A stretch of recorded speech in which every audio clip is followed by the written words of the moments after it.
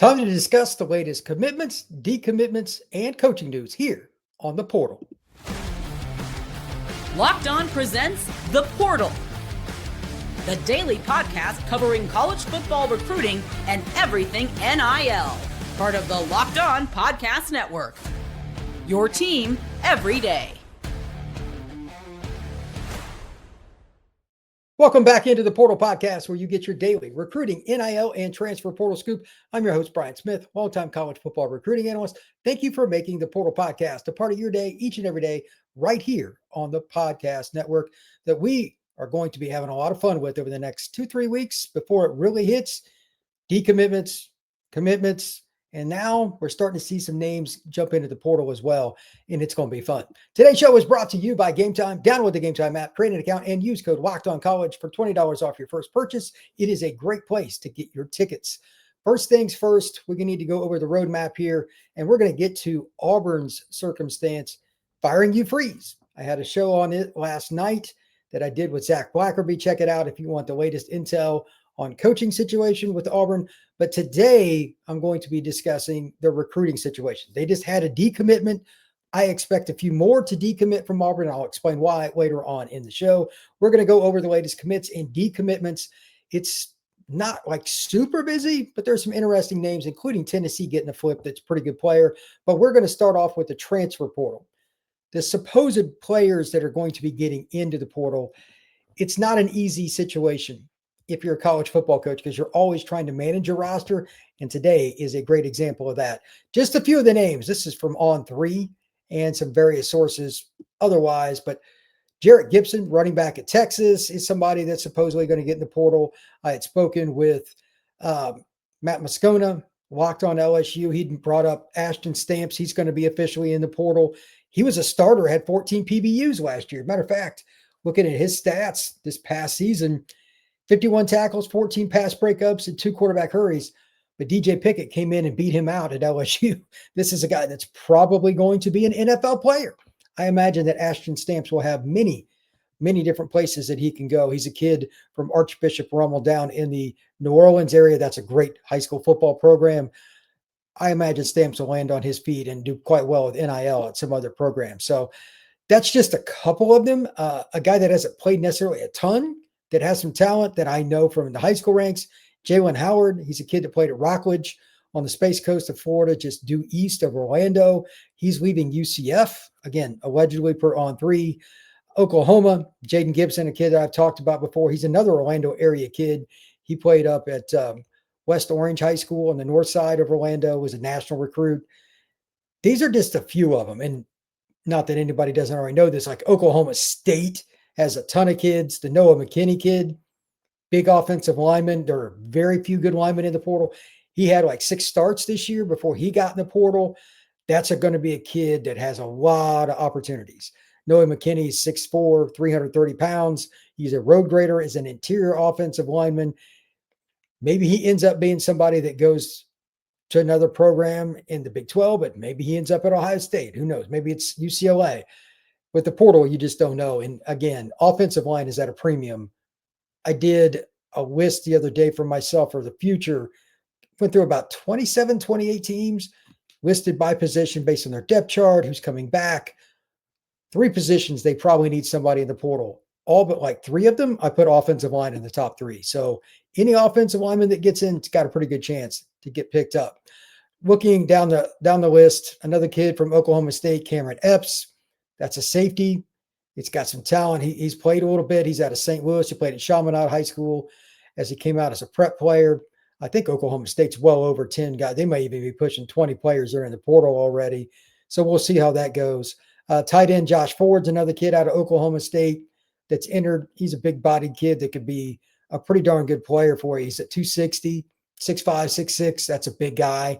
Wouldn't be surprised if he does pretty well. And another kid from Oklahoma State, David Kabongo, he's a kid that's in the portal, another safety. So Oklahoma State's going to be on full rebuild, no doubt about it. But it is what it is.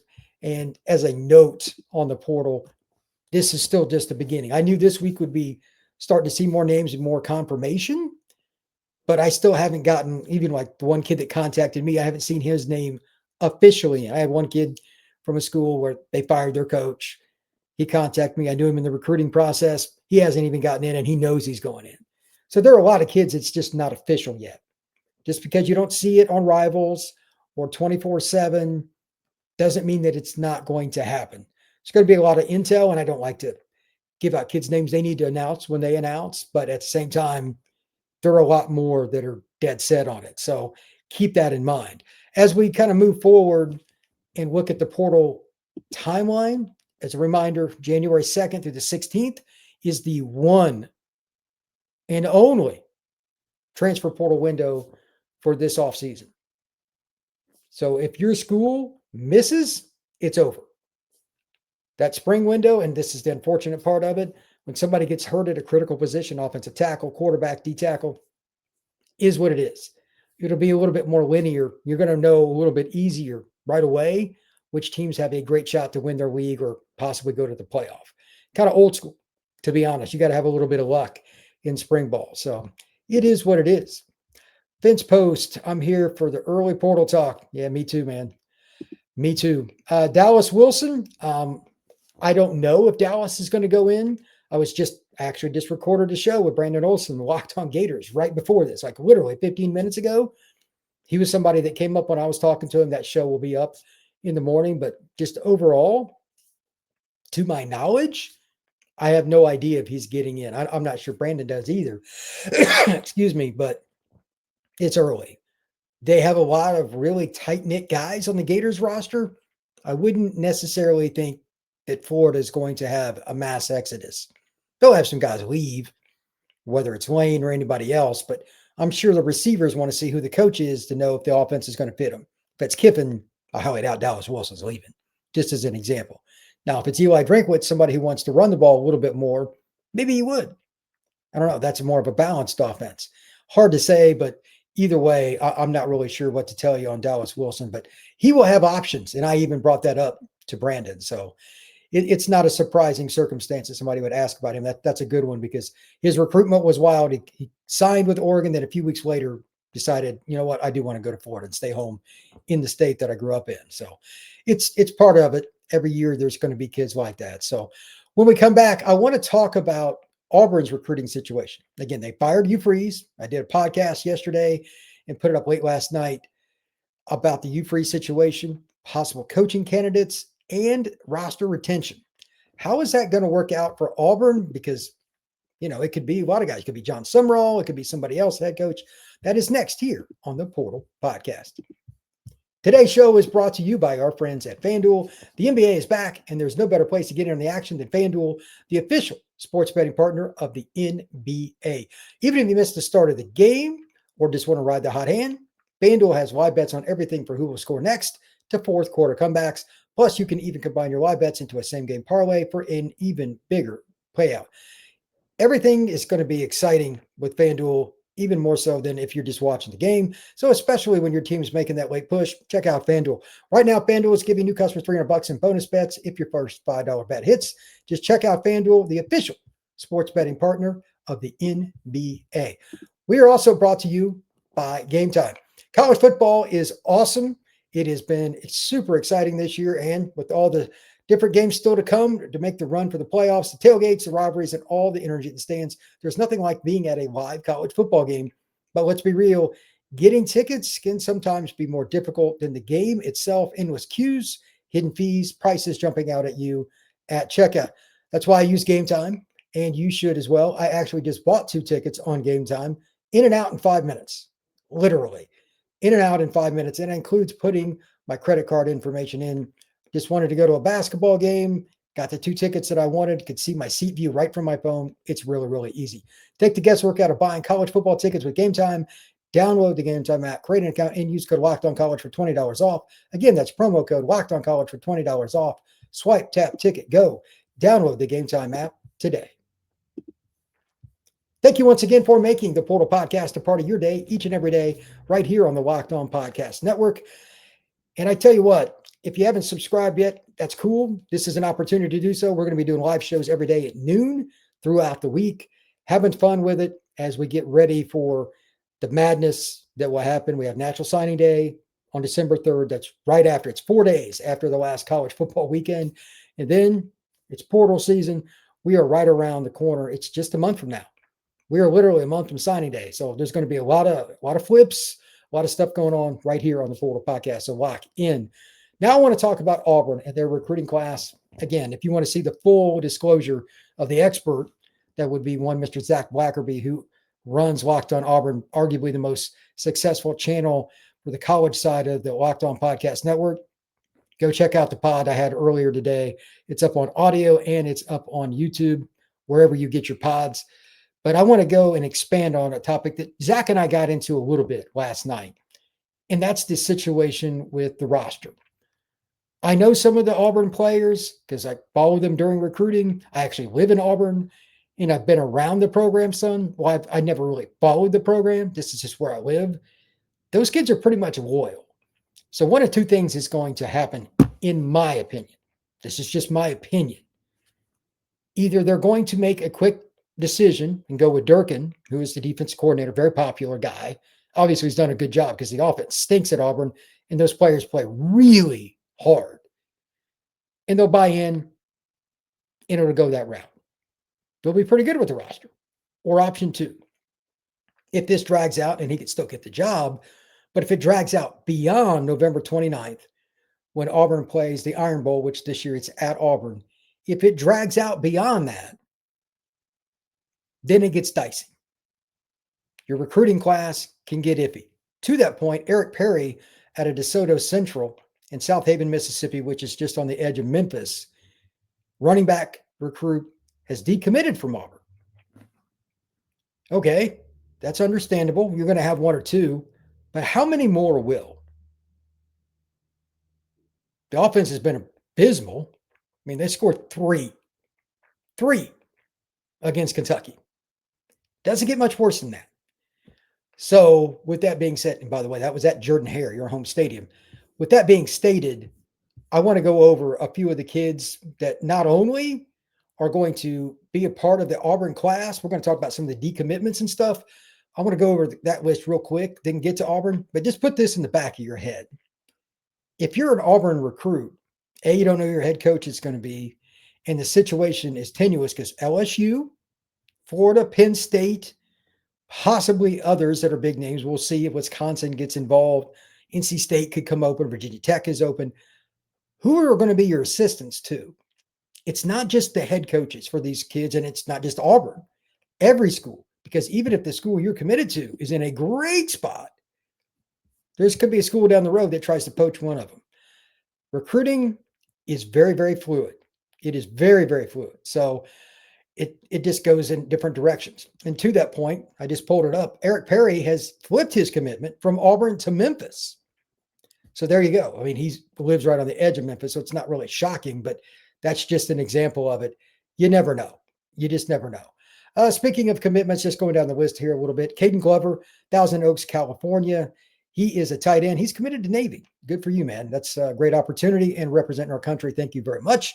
Anthony Jones at a Crean Lutheran in Irvine, California. Defensive lineman commits to the UCLA Bruins. North Texas, they've had a really good run here. Wide receiver, 5'10", 175 pounds. Jabari Thornton out of Waco, Texas. He's going to play for North Texas. Damian Moore out of Edgewater High School in Orlando, Florida.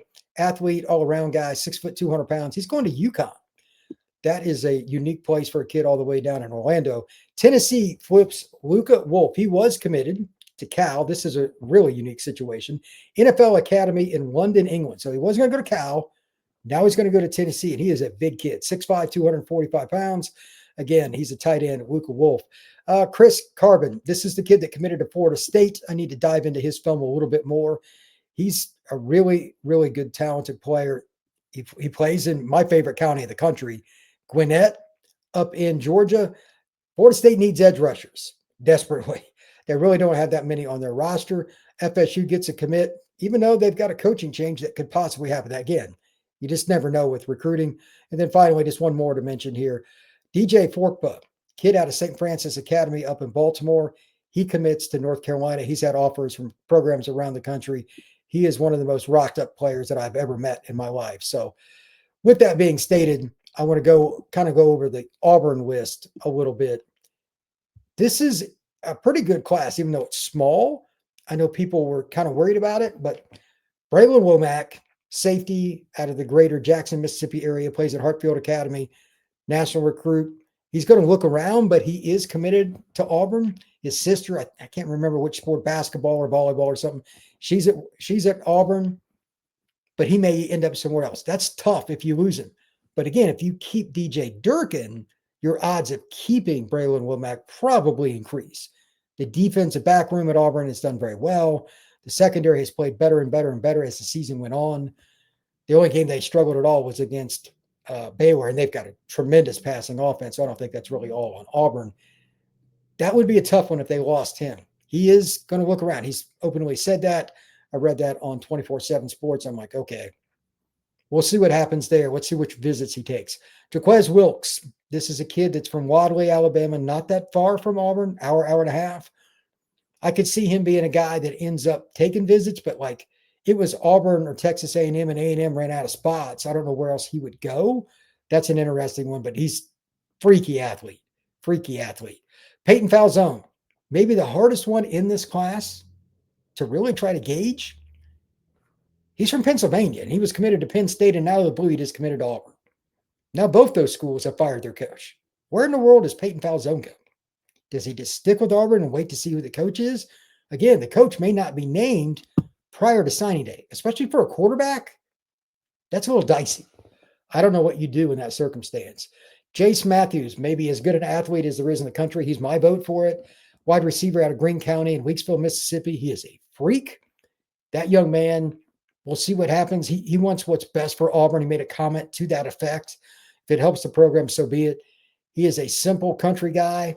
I expect him to end up at Auburn or Ole Miss. Ole Miss is not going to stop recruiting him. And if Lane ends up sticking with Ole Miss, I wouldn't be surprised if he at least took another visit there, but we'll see.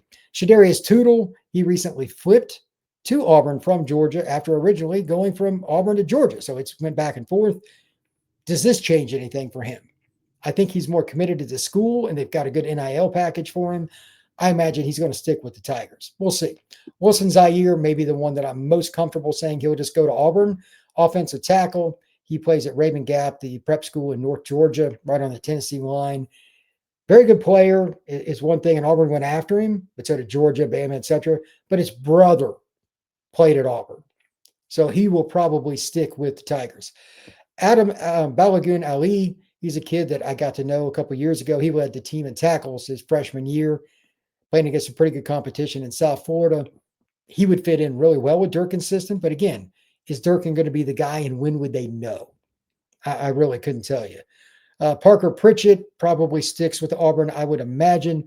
He's at Carver High School just across the line in Georgia. He's about an hour from Auburn's campus. We'll see, but he's a big-bodied kid that's probably going to play interior offensive line, and I would imagine he's a guy that I don't even think he'll take visits. I could be wrong, but I don't even think he will. Wayne Henry, this is one I'm interested in. He's a safety, undersized guy, but a thumper and just a great football player. He's a kid that plays at Baltimore, St. Francis. Does he take visits? I think his stock it's at some point it's going to go up. I was surprised he didn't get more offers early, and Auburn jumped all over him. We'll see. But those are some of the guys with Auburn, and it just kind of accents the main theme here. Recruits pick coaches at Auburn or anywhere else. Doesn't matter where it's at. They pick coaches. If Durkin stays, especially the defensive players, they're probably going to stick with it. He's a heck of a defensive coach. That's obvious. His track record, it speaks for itself. He's been a GA at Notre Dame. He's coached as the head coach at Maryland. He's been at Texas A&M, Auburn. I mean, all over the place. Like, it's going to be pretty easy to sell that. But if you're an offensive recruit, if they name Durkin, when would it be? Who would the OC be? All that. None of that is likely to be done before signing day.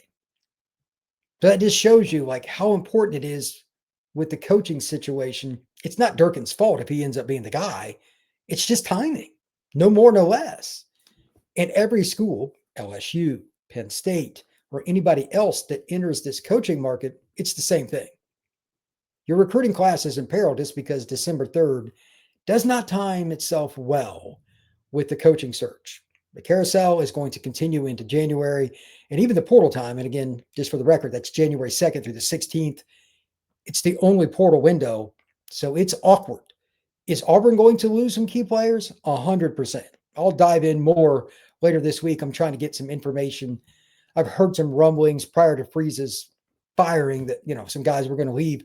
It may help that Freeze got fired because some of them were frustrated with the offense and all that. And obviously he didn't do a very good job. 3 points against Kentucky is an abomination. So you have to look at it from, if you're an Auburn fan, or even if you hate Auburn, doesn't make any difference. There's going to be some ups and downs with their coaching search, and it's a barometer for every other major job in college football. This isn't going to be a one-stop shop here. You're going to have every school look at it a little bit differently. We're just going to get our guy. If we screw it up for signing day and we screw it up for the portal, whatever, we'll take the one-year hit. We want our guy.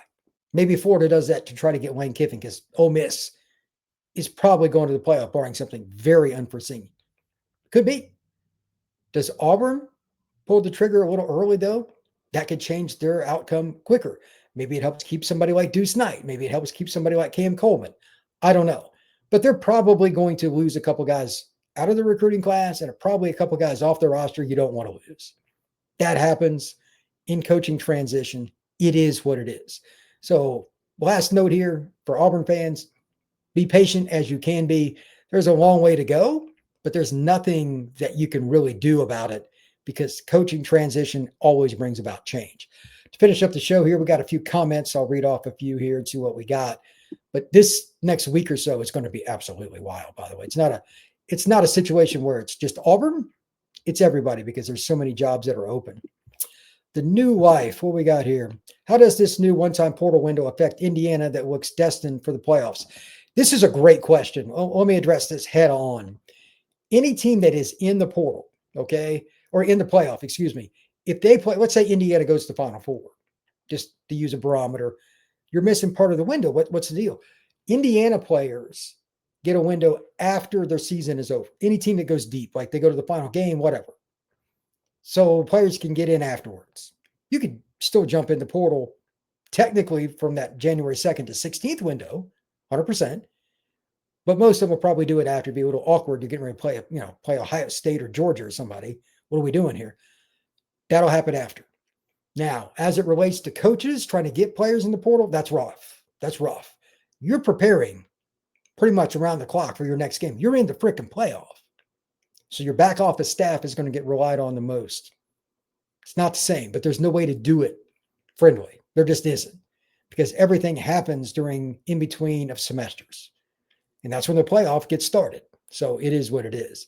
Great question, though. Thank you very much for that. Let's see. Charlie O'Malley. A&M will run at Coleman. He originally committed to the Aggies until Jimbo left. Sure. Well, so will everybody else, too. Does Coleman want to leave? No. He loves it at Auburn. I've been around him since he's been at Auburn. He's happy here, but we'll see. Anything is possible. But again, with Durkin, who does he hire as his OC? Does Cam like DJ Durkin? I have no idea. But Cam's a pretty chill guy. He grew up an Auburn fan, and he grew up 45 minutes from Auburn's campus. It's going to depend on who they hire. Charlie O'Malley. Auburn receivers can't get separation. Often means player is unmotivated. There's nothing incorrect about that. Womack looking at Aggies. You must be a massive Aggies fan. Womack in College Station for SC game in 2 weeks. South Carolina. That'll be interesting. Womack has been recruited by everybody. He's a great player. Heart of Sports, the new life, they will get an extra 5-day window after the playoff run is over. That is correct. So any player, that's in the playoffs, if they miss part of that window, again, January 2nd through the 16th, it's the one that's open to anybody. If you're in the playoff, your team ends after that, you get a 5-day window. So you want to hop in, you can. No big deal. Let's see. Charlie O'Malley, Durkin won't be able to recruit. Why do you say that? Durkin's been a pretty good recruiter from what I know, actually. He's helped Auburn get some kids out of Maryland because he's got ties there. Charlie O'Malley, a couple current Auburn defensive starters will be in NIL soon. You mean transfer portal? Probably. But so will everybody's team.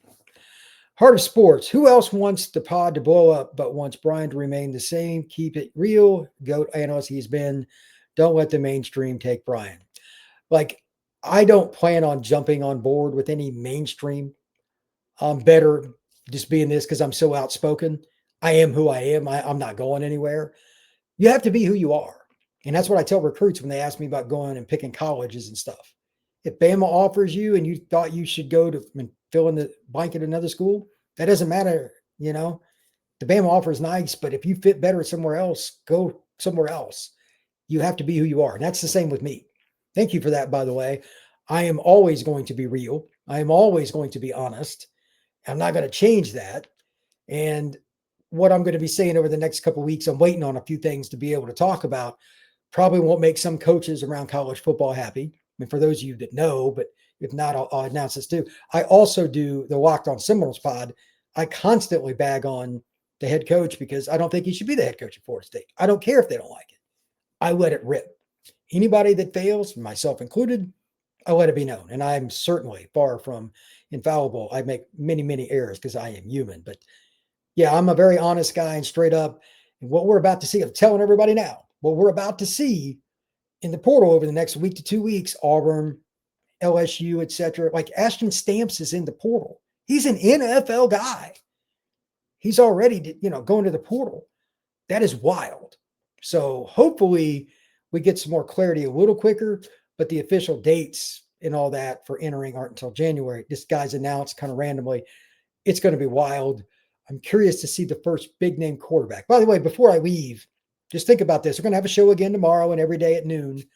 Who will be the first big name quarterback, at least talent? When I say big name, you can distinguish that however you want.